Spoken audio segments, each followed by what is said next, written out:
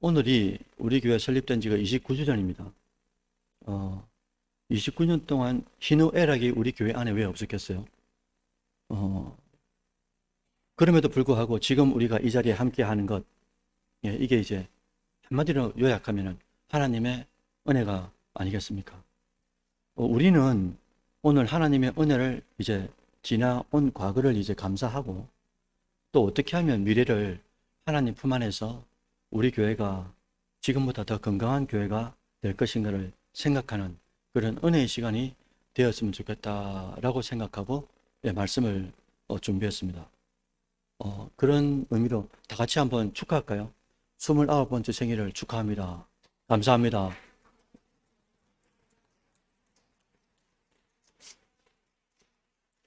여러분 잘하시네요. 어, 제가 좀 어색하게 하면 이게 어색할수록 더 강하게 하는 거 있지 않습니까? 오늘 본문은 어떻게 시작되느냐 봤더니 유대 지도자들이 예수님께서 죄인하고 만나는 거예요. 세리하고 만나가 밥을 먹는 겁니다. 그걸 볼 수가 없었던 거예요. 유대 관료들이.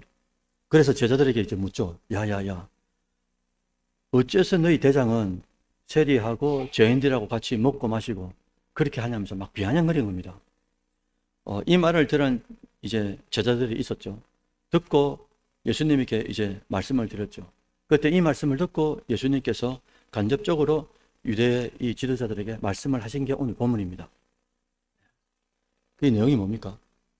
그럼 병원이 존재하는 이유가 뭐죠? 아픈 사람들이 있으니까 치료하기 위한 목적으로 병원이 존재하는 거잖아요. 마찬가지로 여러분들, 교회가 필요한 이유가 뭡니까? 아픈 사람이 맞죠? 왜 그러냐니까, 이걸 뭐라 그러냐니까, 죄의 질병이라 그러죠. 육체가 질병이 들면, 병들면 어디로 갑니까? 병원으로 가죠. 영적인 병이 들면 어디로 갑니까? 교회로 오는 거잖아요. 그래서 죄의 질병에 걸린 사람들 때문에 교회는 존재한다. 이게 이제 맞는 말이죠. 그런데 그 죄인의 주치의가 누구란 말입니까? 죄의 질병에 걸린 그 주치의가 누구죠? 육체로 오신 하나님, 우리의 유일한 중보자, 중간자, 그리스도다. 그러니까 그리스도가, 주치의가 죄의 질병에 걸린 사람하고 의사가 같이 있어야 됩니까? 따로 있어야 됩니까? 당연히 같이 있어야 되는데 유대 관료들은 혹 자기들의 인지도가 떨어질까봐, 자기들의 사람이 저쪽으로 넘어갈까봐 노심초사하는 거예요. 질투하고 시기하고 보이는 것만 볼 수밖에 없는 그런 이제 눈먼자가 되더라라는 거예요. 여러분 다시 말씀드리지만 죄의 질병에 걸린 사람은 죄의 질병을 고치는 의사, 유일한 의사 예수 그리스도와 함께하는 게 당연하다라는 겁니다. 여러분 교회에 관한 이 명언이 많지 않습니까? 교회와 관련된 명언들이. 그런데 초대교회 터툴리안이라는 유명한 신학자가 계셨어요. 이분이 뭐라고 했냐니까 교회라는 나무가 있는데 이 나무는 뭘 먹는다고요? 액체를 먹는데 몇 가지 액체를 먹는 겁니까?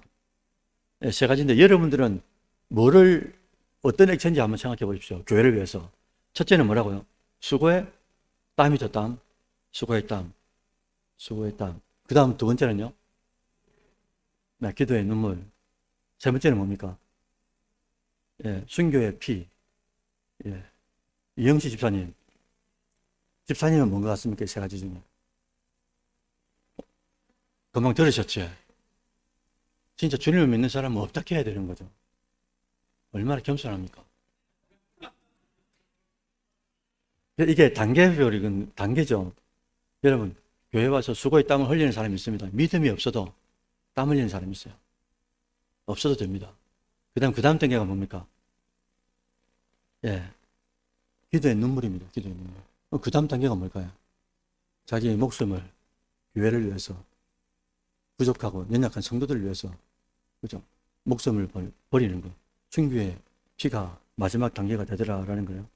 그래서 여러분 선교 중앙교회, 우리 교회, 그죠? 우리 교회도 마찬가지다라는 거예요. 처음에 원로 목사님을 통해서 이제 교회가 세워질 때 그렇지 않겠습니까? 그리고 교회가 이렇게 이 세월을 타다 보면은 세월을 가다 보면은 아플 때도 있죠. 교회가 말입니다. 앞으로도 우리 교회가 건강하게 성장하려면 어떻게 해야 되겠습니까? 이 세 가지 액체가 다 같이 교회 안에 공존해야 되는데 그 공존하도록 만드는 존재가 누구냐 했더니 여러분이라 이거죠. 저라 이거죠. 그래서 땀도 눈물도 피도 같이 필요할 때 우리 교회는 앞으로 어떻게 된다고요? 성장하고 흥하는 교회가 된다라고 말한다는 거예요.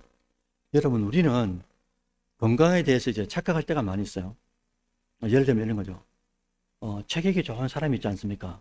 근데 체격이 좋은 사람이 감기에 걸린 거예요. 독감에 걸렸어요. 그럼 옆에 지나가다가 뭐라 합니까? 아니, 덩치는 커가지고 뭐 이렇게 말을 하는 거예요. 뭐 크고 싶어 컸습니까? 뭐 이거. 괜히 욕도 먹는 거죠. 이런 경우도 있습니다. 목회자나 중직자가 중한 질병에 걸린 거예요. 그럼 여러분 마음속에 어떤 마음이 되겠습니까? 그리고 중직자나 목회자가 그리고 또 어떤 분들이 교회 안에 열심히 섬기는데 누구보다 열심히 섬기는데 가난한 거예요. 여러분 그럴 수 있습니까? 예, 그럴 수 있습니다.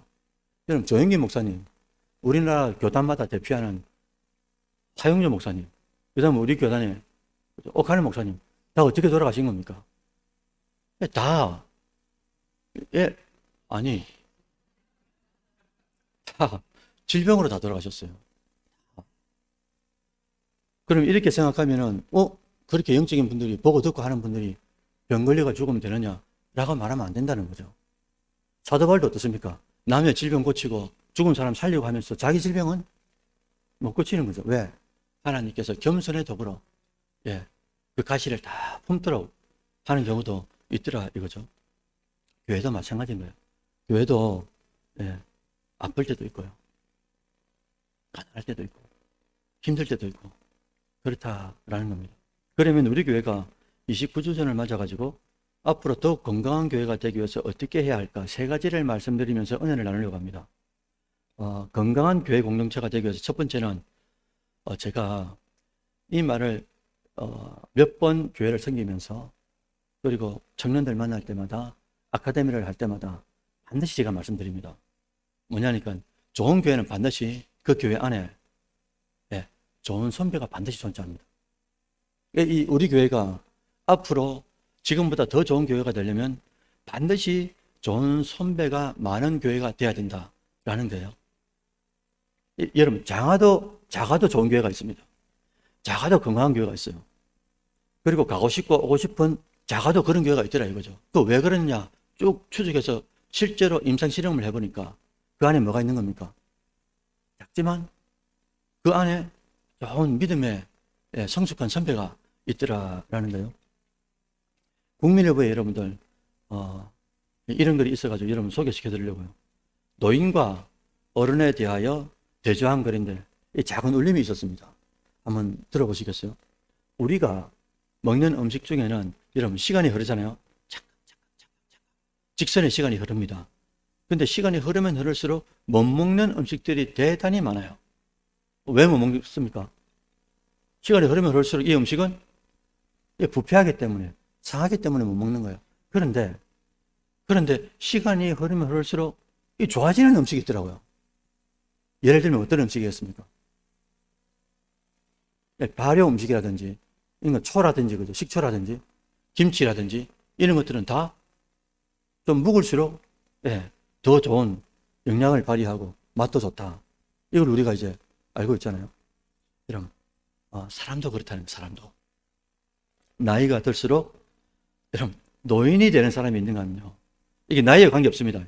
세월이 흘러갈수록 노인이 되는 사람이 있는가 하면은 어른이 되는 사람이 있어요. 만약에 그 사회에 그 국가에 노인이 많다 생각해 보십시오. 연약하겠습니까? 강하겠습니까? 그런데 그 사회에 그 국가에 어른이 많은 거예요. 그러면 그 사회 그 국가에 어떻게 되냐면 질서가 탁 섭니다. 문제가 생길 때마다 어른한테 가서 어르신 아이고 이 문제가 정치적으로 경제적으로 외교적으로 군사적으로 이런 문제가 생겼는데 어떻게 하면 좋겠습니까? 왜 이 과정을 다 거쳐오신 경험 많은 어른들이 계시기 때문에 물어보니까 이때는 이렇게 하면 좋겠고 이렇게 하면 좋겠다. 어른들이 이제 그걸 주지 않습니까? 노인은 여러분들 나이만 먹는 사람을 노인이라 그래요. 그런데 어른은 나이가 먹어가면 갈수록 한 해 한 해마다 성숙을 머금는 사람을 어른이라 그러는 거예요. 노인은 여러분들 배우려고 안 합니다. 왜? 나이가 들었다 생각하기 때문에. 그런데 어른은 주일학교 꼬맹이한테도 배우려고 하는 거예요. 후배들한테도 배우려고 한다는 겁니다. 노인은 자기 것을 끝까지 챙기려고 해요. 그런데 어른은 가질수록, 내가 있을수록 후배들한테 나눠주려고 한다는 거예요. 노인은 나이가 들수록 자기밖에 모릅니다. 그런데 어른은 곁에 있는 사람을 자꾸 배려해요. 같은 나이인데, 같이 늙어가는데, 이게 왜 다를까? 노인은 겉모습이 늙어가는 것을 슬퍼합니다. 거울을 보기 싫어해요. 그런데 어른은 속사람이 날마다 뭐합니까? 날마다 새로워지는 것을 행복감으로 느끼는 거예요. 인생을 살면서. 그래서 성경은 이런 사람이 어른이다라고 말씀해 주신 구절이 있습니다. 고린도후서 4장 16절 함께 보시겠습니까? 같이 읽어봅니다. 시작.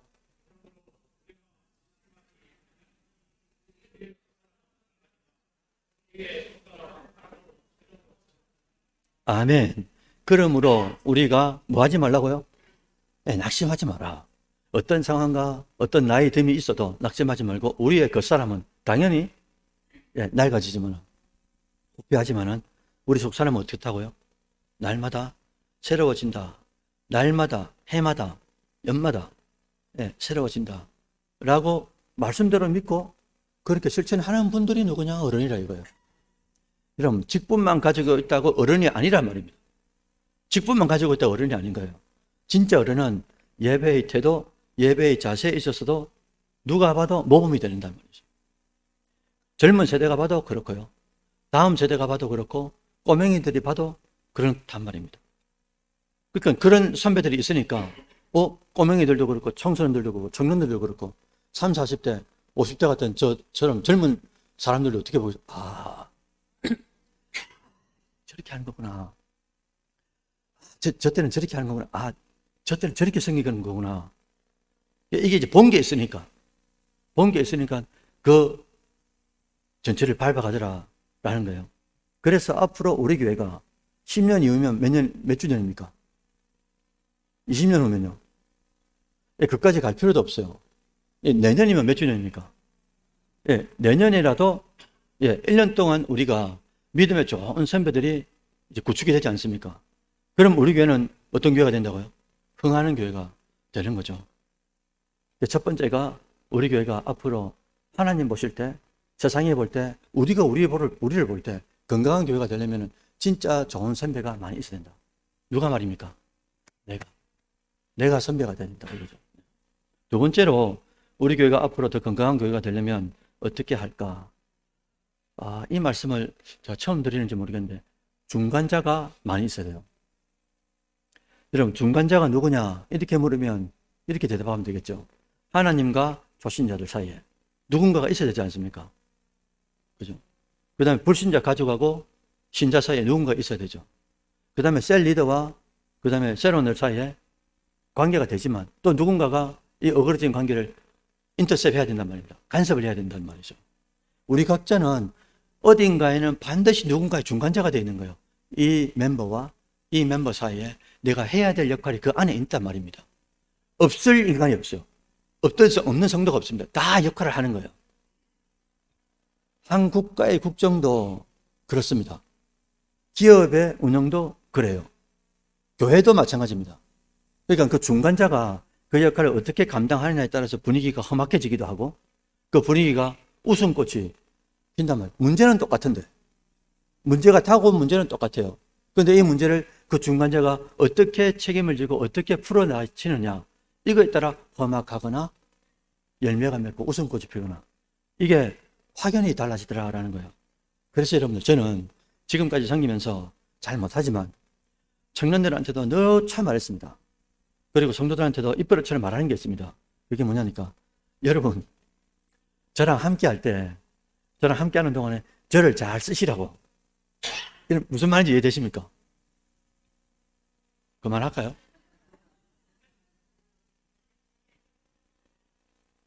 저를 여러분 잘 쓰셔야 됩니다.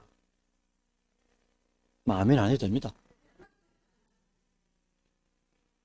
그래서 목사님, 저희 아버지 목사님 사장하시죠? 지금 이제 한 10년 됐는데 안 나오신 지가, 목사님 지나가는 척 하면서 한번 들러주시면 안 되겠습니까? 제가 어떻게 하겠습니까?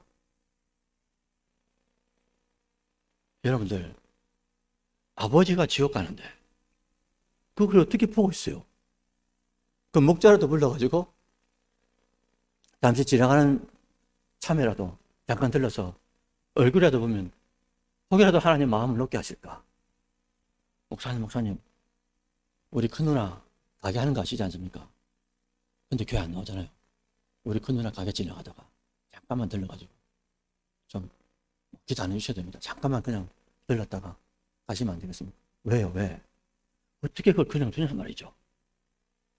그래서 여러분들, 저를 사용하라고 하나님이 우리 교회, 여러분 교회에 보내주신 것 아니겠어요? 아멘이시죠? 너무 많이 쓰시지 마시기 바랍니다. 저 몸은 안 하니까. 저도 여러분들을 쓸 겁니다. 장로님, 밥 좀 사주이소. 권사님, 그 10만 원에 같이 가입시다. 여러분들 무조건 쓸 테니까 여러분들도 저를 어떻게 한다고요? 쓰셔야 되는 거죠. 왜? 그렇게 하라고 목자를 보내주시고, 그렇게 하라고 대표성을 가지고 장로님을 세우고 중직자를 세우고 그렇게 하신 것 아니겠냐는 거예요.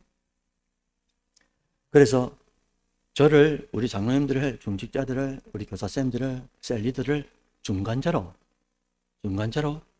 사용하실 때 마음껏 쓰시기를 바랍니다. 그걸 위해서 우리가 함께 공동체 안에 부름을 받았기 때문에 그렇다는 거예요. 그래서 그 중간자가 갔을 때, 아니 집사님 10년 됐는데 안 나오실 겁니까? 저는 오기 싫었는데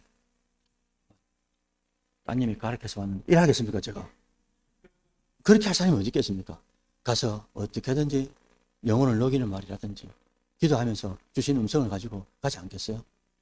그 나머지는 하나님이 역사하는 거니까 맡기고 가는 거죠. 그래서 여러분들, 중간자가 우리가 되었을 때, 우리 권사님들이, 집사님들이, 우리 청년들도 중간자가 됐을 때, 그죠? 중간자로서 역할들을 잘 감당하느냐 안 하느냐에 따라서, 그죠? 험악해지기도 하고 열매가 맺기도 한다라는 것을 잘 기억해 주셨으면 좋겠습니다. 예를 들면 이런 거죠. 바나바라는 위로자라는 별명을 가진 사람이 있었어요. 초대교회였단 말입니다. 그래서 이 위대한 인물입니다. 조만간에 제가 한번 설교할 겁니다. 바나바라는 인물 설교를 한번 할 텐데, 제가 성경에서 이렇게 뽑아라 그러면 손가락 안에 드는 존재 중에 한 명이 바나바입니다. 눈물 납니다. 예루살렘 교회, 초대교회, 이 교회를 위해서 자기가 가지고 있는 밭을 전부 다 팔아버립니다. 예루살렘 교회를 다 소속시켜 봅니다. 그리고 결정적인 이 바나바의 사역이 뭐냐면요, 사울이 여러분 누구였습니까? 스데반 안수집사님이 죽을 때 가장 앞장섰죠. 그리고 예수 믿는다고 하는 족속들마다 다 어떻게 합니까? 다 잡아가지고 얼마나 예수 그리스도의 역직이 되어 살았습니까? 그런데 사울이 다메섹 길 가는 길 위에서 누굴 만납니까? 부활하신 주님을 만납니다. 그런데 이거를 만났는데, 부활하신 주님을 만나고 식음을 전폐하고 눈먼 자가 돼가지고 며칠 동안 그렇게 해서 주님을 만나는데, 이 제자들이 이걸 안 믿어주는 겁니다. 그런데 그때 하나님이 준비한 존재가 바나바였어요. 그런데 바나바의 인격이 겉은 말 하는 존재가 아니라는 걸 제자들이 이미 다 알고 있었습니다. 정평이 나 있었으니까. 바나바가 그 중간에 딱 들어갑니다. 사울과 예수를 죽인, 예수 믿는 사람을 죽이고 교회를 핍박했던 엄청난 당대 최고 악덕 이런 사람이에요. 이 사람하고 제자들 사이에 이 중간에 싹 들어갑니다. 들어가가지고 이 관계를 풀어봅니다. 어떻게 해요? 자기 인격을 걸고, 바나바의 인격을 걸고 나를 봐서라도 사울을 받아들이라 그럽니다. 그랬더니 예수를 핍박하던 사울이 나중에 어떻게 합니까? 예수를 위하여 순교하는 바울이 됩니다. 누구 때문에 말입니까? 중간에서 초기에 그 험악한 그 시절에 바나바라는 그 한물, 위로자라는 별명을 가지고 이 한 사람 때문에 이 중간자가 어떻게 작업하느냐에 따라서 이렇게 완전 달라져 버립니다. 만약 사도 바울이 없었다, 그럼 유럽이 어떻게 복음화가 되겠습니까? 유럽이 복음화가 안 되는데 어떻게 아시아가 되고 우리나라가 복음화 된단 말입니까? 물론 바울이 아니어도 하나님이 쓰실 사람이 있지만 정황을 볼 때 그렇다는 거죠. 여러분 또 있습니다. 사울이 바울이 되면서 누군가가 중간자 역할을 하면서 자기가 은혜를 입었죠. 바울도 딱 그 역할을 합니다. 우리 성경 중에 한 장으로 되어 있는 성경이 있습니다. 신약에 보면 빌레몬이라고 있죠. 빌레몬서하고 누가 나오죠, 그게? 우리 오시 가문의 유명한 사람인데 오네시모가 나오죠. 빌레몬은 주인이고 그때는 주종관계가 뚜렷하지 않습니까? 주인과 종이. 종은 그냥 죽으라 하면 그냥 가는 겁니다. 빌레몬이 주인이고 오네시모가 종이죠. 우리 오시 아저씨가 어떻게 합니까? 도망을 칩니다. 도망을 치면 인 걸리면 그냥 막 그 자리에서 그냥 가는 겁니다. 그런데 이 사이에 누가 들어옵니까? 오네시모가 도망을 쳤는데 도망친 그 상황 가운데 누굴 만나냐니까 예수를 구원자로 만나갔어요. 그러니까 사도 바울과 통해가지고 교육받고 하면서 이 오네시모가 출중한 믿음의 사람이 된 겁니다. 그런데 이걸 몰랐던 빌레몬은 어떻게 하겠습니까? 추적해서 예를 들어 죽이라 하지 않겠습니까? 그런데 이 중간에 사도 바울이 들어옵니다. 그래서 빌레몬을 쓴 거 아닙니까? 야, 빌레몬, 내 알지? 내가 누구? 그리스도의 종, 바울인 것 알고 있죠? 당신의 도망친 종이 내 곁에 있는데 신실한 종으로 있다. 그런데 신실한 오네시모를 다시 보내는데 뭐라고 했습니까? 종으로 받지 말고 뭐라고요? 예, 형제로 받으랍니다. 이건 있을 수가 없는 상황입니다. 그 당대로 따지면은. 종이 같은 형제가 된다. 이건 어디서 가능한 겁니까? 교회 안에서, 그리스도 안에서, 믿음 안에서 가능한 일인데 이게 누구 때문에 가능하다고요? 사도 바울의 중간자 역할을 자기 인격을 걸고 그렇게 빌레몬에게 편지를 썼더니 그걸 그대로 받아봅니다. 그래서 어떤 공동체가 주인하고 종하고 같이 있단 말입니까? 같이 먹고 마신단 말입니까? 그런 공동체가 있을 수가 없었어요. 그런데 2000년 전에 딱 그런 공동체가 예루살렘 교회로부터 시작해가지고 있을 수 없는 공동체가 문화를 뛰어넘는 그런 공동체가 이제 생기게 된 거죠. 그 역할은 그 시대에 하나님께서 요소요소마다 목숨 걸고 들어갔던 중간자들이 있었기 때문이다라는 거죠. 여기서 조금 더 깊이 들어가 보면은 우리가 여러분 각자마다 우리 청년들도 우리 장로님도 저도 중간자 역할을 잘 감당하기 위해서는 몇 가지 좀 이렇게 영적 팁이 있습니다. 첫 번째는 뭐냐니까 중간자 역할이 쉽다라고 생각하는 사람들은 들어갔다가 어떻게 되겠습니까? 이게 쉽지 않거든요. 여러분 왜 쉽지 않겠습니까? 중간자 역할이. 왜 쉽지 않냐면요. 이 사람하고 이 두 사람의 마음을 다 만져야 되는 거예요. 이 사람은 무게중심을 두면 안 되고 이 사람을 또 두면 안 되잖아요. 그러니까 두 사람의 마음을 다 만져야 되는데 이게 쉽냐 이거죠. 이게 둘 다 헤아려야 되기 때문에 이게 쉬운 일이 아니다. 그래서 어떻게 하냐. 하나님 앞에 지혜를 구하는데 하나님께서 그 지혜를 주신 경우의 수가 있었습니다. 성경에. 예를 들면 이런 거죠. 여러분 요나단이 누굽니까? 그 당대에 이스라엘 첫 번째 왕, 초대왕 사울 왕의 아들입니다. 그런데 이 아들을 통해 가지고 하나님의 중간자 역할을 어떻게 하는 것인지를 우리에게 직접적으로 가르쳐 주셨어요. 요나단의 아버지가 사울 왕이죠. 근데 여러분 사울 왕의 저 끝에 원수로 있었던 존재가 누굽니까? 다윗이잖아요. 여러분 생각해 보십시오. 사울 왕의 사위가 다윗이고, 그죠? 근데 이 요나단은 친아버지가 누굽니까? 사울 왕이고, 아버지의 원수가 다윗입니다. 그런데 요나단은 딱 중간에 들어와가지고 어떻게 합니까? 아버지에 대해서도 잘하고, 마지막에 죽을 때 누가 같이 죽습니까? 아버지하고 전쟁 나 같이 죽습니다. 한 시간에. 그날에 전쟁하면서. 그걸 볼 때 뭘 느낄 수 있냐니까, 끝까지? 그럼에도 불구하고 아버지를 끝까지 모시고 전쟁터에 나갔구나. 이걸 우리가 알 수가 있고요. 그 다음에, 아버지한테도 잘했지만 또 누구한테 잘합니까? 네, 다윗한테 잘하죠. 그래서 다윗하고 요나단하고 무슨 관계라 그러죠? 그걸 성경, 의 형제를 맺었다. 이렇게 합니다. 의 형제를 맺을 정도로 그런 이제 관계가 됐죠. 그런데, 요나단은 말입니다. 요나단은 결국 보면은 이 중심이 아버지 편을 들기보다도 다윗의 편을 들 때가 있었어요. 자, 여러분들. 이럴 때가 옵니다, 우리가. 누구 편을 들긴 들어야 되는데 이 편을 어떻게 됐냐 이거죠. 요나단은 어떻게 기준을 잡았을까요? 여러분, 다윗이 잘생겨서 그렇습니까? 요나단이 그렇게 표현되는 겁니까? 다윗이 골리앗을 이겨서 용맹스러움이 있어서 그렇습니까? 아닙니다.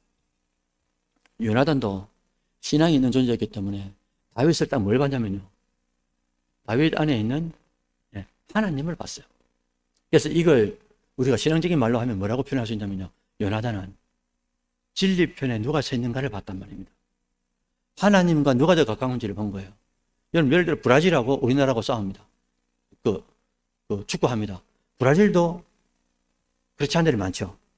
그래서 이거 막 들추고 하면 지저스, 러브 유 많더라 아닙니까? 브라질에. 우리나라도 크리스찬들이 많이 있잖아요. 종로국도 있고 뭐 축구 하시는지 모르겠는데 많지 않습니까? 같은 크리스찬 국가가 팀들이 이 축구를 하는데 누구를 응원한단 말입니까? 이게 애매하단 말입니다. 간단하죠, 우리는. 더 하나님 앞에 노력하고 힘쓰고, 그죠? 하나님이 기뻐하는 팀이 이겨야 되는 게 맞는 거예요. 하나님은 아시기 때문에. 그죠? 그래서 다윗도 마찬가지죠. 누가 하나님 편에 있느냐. 이걸 이제 요나단은 꾸준히 봐왔다는 거죠. 그래서 중간자는 특히 여러분 조심해야 될 게 한 자리가 교회에 비었습니다. 국가도 그렇고 기업도 마찬가지입니다. 내하고 누가 친하기 때문에 이 사람을 꽂아 넣어 봅니다. 그럼 이게 뭐가 되는 겁니까? 국정? 예. 친하다고 넣으면 되는 자리가 아닌 거예요. 그래 하면 됩니까? 안 되잖아요. 교회도 진짜 더 그렇습니다. 교회는. 내하고 친하기 때문에 저분이 들어오면 된다. 절대 안 됩니다. 누가 들어야 되는 겁니까? 진리 편에 있는 사람, 하나님 편에 있는 사람. 그 사람은 내가 이제 나오지만 그 자리에 누군가를 소개해야 되는데, 청거해야 되는데, 그 누구를 청거한다고요? 내하고 친한 사람이 아니고, 물론 여러분들 친하고 역량이 있고 신앙이 있고 잘하면 좋습니다. 그거 누가 안 합니다. 근데 그렇지 않은 사람인데, 근데 교회에서는 말도 못하고 이게 이제 나중에 끙끙끙끙 하다가 여러분 구멍이 어디서 나겠습니까? 딱 여기서 나가요. 문제가. 그래서 교회가 망하거나 교회가 얼어지는 이유 중에 하나는 뭐냐? 직분자를 세울 때나 어떤 일을 맡길 때 이 믿음의 밀도를 보지 않고, 여러분 우리는 누가 뭐라 해도 믿음 때문에 모인 겁니다. 믿음으로 공동체가 된 겁니다. 그래서 믿음의 밀도를 보지 않고 나와 친한 사람을 세운다. 그것은 반드시 국가적으로도 국정농단이 되는 것처럼 우리 교회도 어떤 교회도 진리 편에 서지 않고 인간 편에 서고 신문 때문에 세운다. 이게 이제 하나님께서 대단히 싫어하신다 라는 거예요. 첫 번째 뭐라고 말씀드렸습니까? 중간자 역할을 우리가 잘해야 되는 거죠. 그래서 중간자 역할이 쉽다 어렵다? 어렵다는 걸 감안하셔야 되거든요. 감안하고 들어가야 됩니다. 쉽다고 들어갔다가 조금 어려워 보십시오. 어떻게 하겠습니까? 바로 이제 뛰쳐 나오는 경우가 많이 생긴다는 거예요. 두 번째는 중간자 역할을 잘하기 위해서 어떻게 하느냐. 중간자는 반드시 아까 요나단도 그렇고요. 그 다음에 바나바도 그렇고 딱 들어가기 전에 걸어봅니다. 뭘 그냐니까 목숨을 걸어봅니다. 모든 저의 선배들, 제가 선교학을 전공했기 때문에 선배들은 딱 거는데 뭘 겁니까? 하나밖에 없는 목숨을 걸어봅니다. 그런 목숨을, 한 번밖에 없는 이 목숨을 거는데 뭘 못 거겠습니까? 그러니까 중간자들이 딱 걸어야 되는 게 뭐냐니까 내가 책임지겠다는 이 책임의식을 가지고 거는 거예요. 중간자 역할이라는 것이 여러분 애매할 때가 많이 있잖아요. 그래서 중간자가 만약에 책임을 져야 되는 상황, 이 중간에 누군가가 양측에서 책임을 져야 되는데 이게 안 지고 있지 않습니까? 그럼 어떻게 해야 되겠습니까? 계속 시간은 가는 거예요. 점점 이제 골이 깊어지는 겁니다. 그때는 누구라도 들어가서 책임질 양으로 진짜 들어가야 되는 거예요. 그래서 이 관계가 화해가 되도록, 왜? 내가 썩어지는 미랄이 되더라도 이 관계가 화해가 된다면 그 자리에 내가 하나님 존재하겠습니다. 이런 각오를 가지고 들어가죠. 그런데 내가 들어가면은, 저게 딱 들어가면은 풀 수 있겠다라는 감동을 받았음에도 불구하고 안 들어가는 경우를 우리가 볼 수가 있어요. 내 자신도. 왜? 왜 그렇겠습니까, 여러분들? 혹이라도 내가 중간에 들어갔다가 이거 뭐 내가 덤탱이 쓰는 거 아닌가? 이런 잡다한 생각들이 막 들어온단 말입니다. 이런 그런 생각들도 다 어떻게 합니까? 이왕 감동을 받았으면 쑥 들어가는 겁니다. 들어가서 내가 책임을 잘 질 테니까. 예. 그런 마음을 가지고 하나님께서 어떻게 역사하실지를 바라보면서 예, 진짜 들어가 보는 거죠. 문제 안에 들어가면 내가 푸는 건 아니지만 하나님께서 푸신다. 누군가는 들어가야 되는데 그 폭풍 속으로 들어가면 폭풍이 사라지는데 내가 들어가면 풀어지는 줄 알면서도 내가 회피하거나 내가 삥 이스라엘 백성들처럼 돌아간다면 그 문제는 진짜 폭풍우가 돼가지고 교회에 닥치 봅니다. 누군가 한 사람이 있었으면 문제가 되지 않고 폭풍우가 교회에 치지 않는데 그런 경우의 수가 여러분 인생에 오늘 말씀을 들었으니까 반드시 도래합니다. 왜? 말씀은 현장을 가져오니까요. 말씀을 들어가 은혜 받는데 끝나는 게 아니고 이 은혜가 어디에 적용되는 겁니까? 현장에 적용되는 거잖아요. 말씀을 받았으니까 반드시 여러분 인생 속에 중간자 역할을 감당하라고 그리고 책임의식을 가지라고 하나님 반드시 줍니다. 그때 여러분들이 내가 어떻게 하는지를 잘 관찰해 보십시오. 그리고 내 마음이 어떻게 움직이는지 그리고 이거 내가 덤탱이 쓰는 거 아닌가 이런 불안한 생각이 드는 건지 아니면 들어가면 하나님이 역사하신다라는 여호수아와 갈렙 같은 믿음을 가지고 한번 들어가시는지를 한번 보시고 진짜 들어가서 내 인생 속에 하나님이 진짜 폭풍과 태풍이 부딪혀야 되는 상황인데 내가 잘해서가 아니고 내 감동을 받고 들어갔더니 하나님께서 다 풀어 헤치더라 이거죠. 매듭을 다 풀더라 이겁니다. 그럼 그걸 내 인생에 한번 경험한 사람들은 다음에 문제가 생기면 태산 같은 문제가 생길 때 어떻게 하겠습니까? 들어가죠. 그 터널로 들어가는 게 어렵지 않더라라는 겁니다. 아무쪼록 여러분들 교회에는 누가 있어야 된다고요? 중간자가 있어야 된다. 그런데 이 중간자 역할이 쉬운 게 아니다. 어렵지만 할 수 있다. 왜? 하나님께서 힘을 주시기 때문에. 그리고 또 중간자는 어떤 마음을 가져야 된다고요? 예, 내가 책임질 일은 아니라 할지라도 예, 화평을 위해서 그렇죠? 내가 책임지겠다라는 마음을 가지고 예, 그 폭풍 속으로 들어가는 그런 역할들이 곧 혹은 이후라도 여러분들에게 반드시 있을 테니까 그것을 잘 감당하시는 여러분들이 되었으면 좋겠어요. 마지막으로 교회가 건강한 공동체가 되기 위해서는 예, 이런 분위기를 만들어야 되는데 여기서 말하는 이런 분위기란 무슨 말이냐면요. 이게 실수할 수 있는 분위기죠. 교회가 실수할 수 있는 분위기를 만들면 여러분들 섬기려고 하는 사람들이 많겠습니까? 청년들이 섬기려고 하는 청년들이 많겠습니까? 적겠습니까? 실수할 수 있는 분위기가 교회에 이렇게 쭉 갖춰져 있는 거예요. 그래서 무슨 부장을 맡긴다든지 장을 맡긴다든지 리더를 맡깁니다. 그럼 역량이 안 되고 좀 부족해도 실수할 수 있는 분위기가 교회에 쭉 이렇게 좀 구축되어 있으면 내가 좀 부족해도 내가 좀 실수할 수 있어도 뭐라고요? 이 실수를 통해서 우리 교회는 그걸 오히려 성숙의 과정으로 바라보니까 더 괜찮다. 나도 좋고, 그죠? 나도 그 안에 들어가서 새로운 것들을 배울 수 있고, 또 새로운 분위기를 내가 또 조성할 수도 있고, 그죠? 그러면서 함께 성숙해질 수 있는 그런 분위기를 만들 수 있기 때문에 실수할 수 있는 분위기를 만드는 것, 이게 이제 대단히 중요하다라는 거죠. 그래서 장로님들이 오는 거예요. 장로님, 저 찬양팀 섬기고 싶은데 장로님들이 뭐라 하시겠습니까? 이놈의 자식이 네 노래 한번 해봐라 이렇게 하시겠습니다. 원하면 원하는 대로, 그죠? 이런 분위기가 교회에 진짜 대단히 필요합니다. 저도 20년 넘게 섬기면서 말이죠. 교회 안에 이게 겁이 나는 거예요. 이게 교육자들도 마찬가지입니다. 이거 내가 들어가서 풀 수가 있는 문제인데 안 내려갑니다. 왜? 용납이 안 되니까. 뭐가요? 실수하거나 실패하는 게 용납이 안 되는 거예요. 그럼 이게 뭐로 돌아가는 겁니까? 내가 괜히 들어갔다가 아까 말씀드린 그거하고 그대로 매치가 돼버리는 거죠. 덤탱이 있을 것 같으니까. 이러면 세상에 덤탱이가 어디 있습니까? 다 하나님이 책임지는 거지.